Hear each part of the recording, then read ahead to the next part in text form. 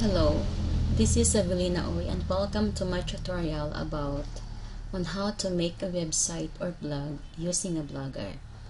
So, punta ka sa www.blogger.com and ito yung lalabas. Dapat mayroon kang Gmail account para maka-sign in sa blogger. So, put your password, then sign in. So, pag-click mo yung sign in, mapupunta ka dun sa blogger, sa home ng blogger. Since I have the blogs already, so dito siya nakalista.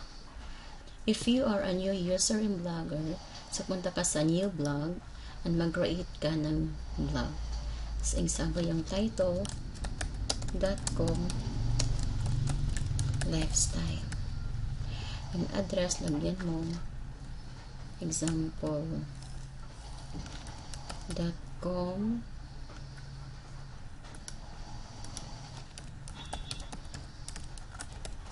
lifestyle lifestyles so .com lifestyles blog.com sa yung address mo, tapos pili ka ng template.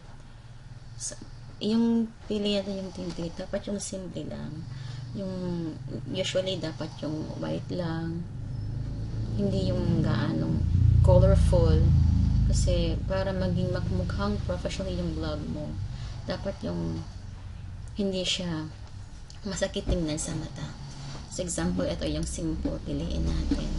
So create blog. So ito na, may blog na tayo. So kung titingnan natin yung blog, sa overview,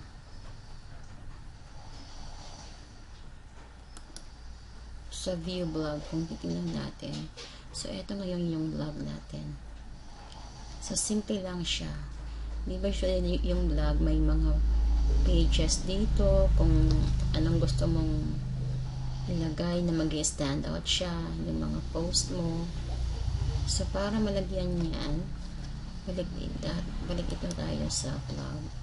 So punta tayo sa pages. Gawa tayo ng page, yung new page. Example yung page natin, example yung about me. So you write everything about yourself. Yung dito, para na naman siyang Microsoft Word. May pag-bold ng letter, may yung naka-underline na italic, tapos yung may color, anong color yung gusto mo. So, explore mo lang dito para lang ito Microsoft Word. Tapos after that, yung ilagay sa publish now, and if you are going to view your blog, so makikita mo dito, wala pang nakalagay dyan sa taas yung ginawa natin na about me. So paano nga ba yan mapupunta sa taas?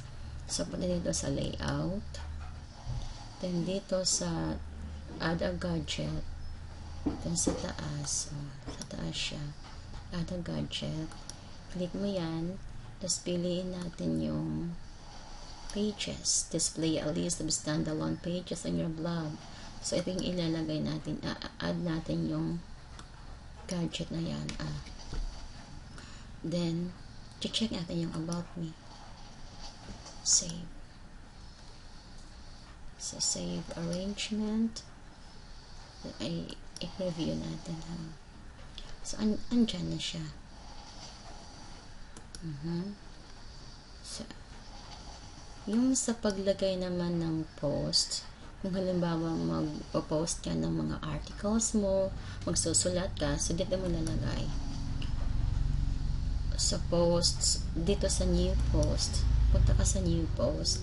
Example, yung post na gusto mo, sabihin mo products to offer, and you write everything about your product, example, then publish mo lang.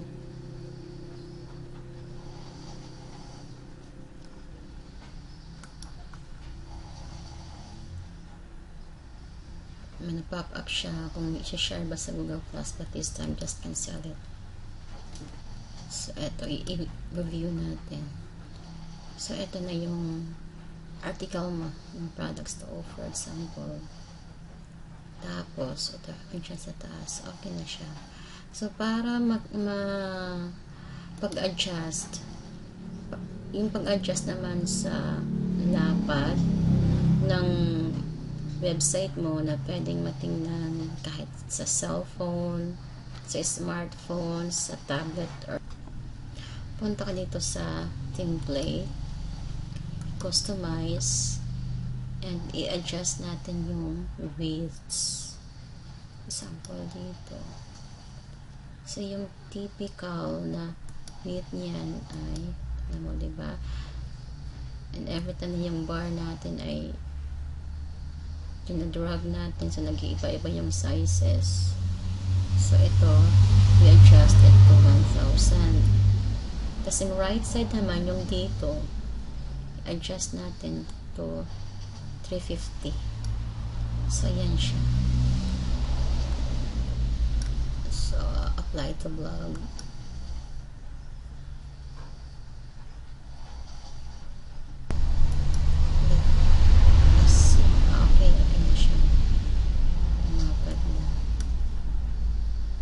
Tapos, so okay na.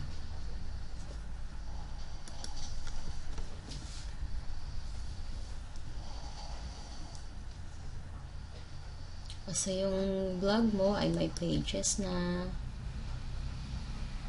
If ever gusto mo pang maglagay ng mga pages, so same process lang din.